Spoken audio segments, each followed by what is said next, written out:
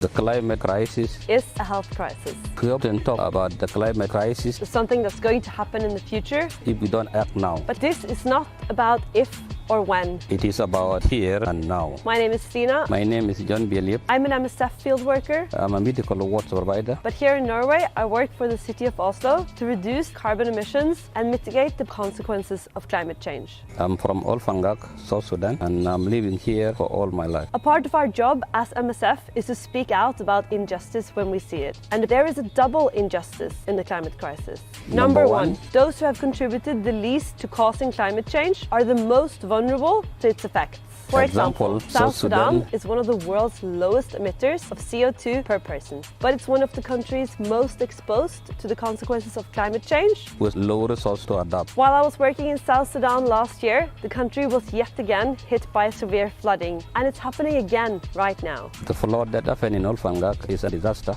It affects my family seriously. Number two, those who are historically responsible for climate change have more resources to adapt. South Sudan emits 1/10 of 1 ton carbon dioxide per person per year. The global average is 4.7. Norway emits 8.2 tons per person. That is 82 times as much as South Sudan. How can we fight emissions that we know cause droughts, heat waves, forest fire, cyclones, and flooding? We have a responsibility both to reduce our emissions and to reduce the impact they have on the rest of the world. We all have a role to play. But only government and industries have a power to slash emissions and limit climate change. The sign is clear. The global environment is changing now. And the people most at risk in the future are suffering now. I saw how floods mean destroyed homes and more displaced people. Most of the people here flee across the border. Floods means being isolated without access to food or clean drinking water. All the crop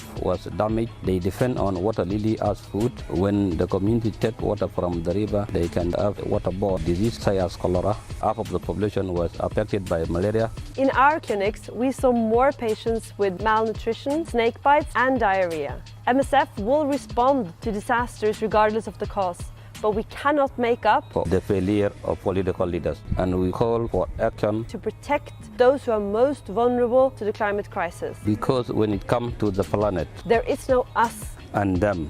One more time, in case you didn't get it. There is no us and them. We are all in this together. You, me, everybody, as human beings, as citizens, as global neighbor, as MSF, we are committed to do our part. Around the world, our team are finding the way to cut our own carbon footprint, like using more solar panel, less fossil fuel, and relying less on air travel for transporting people and cargo. And you, who live in the countries that emit the most, you have an extra responsibility. What are you going to do about it? Use your voice. Share this message and spread the challenge to friends, corporations and governments to each do their part to confront the climate crisis.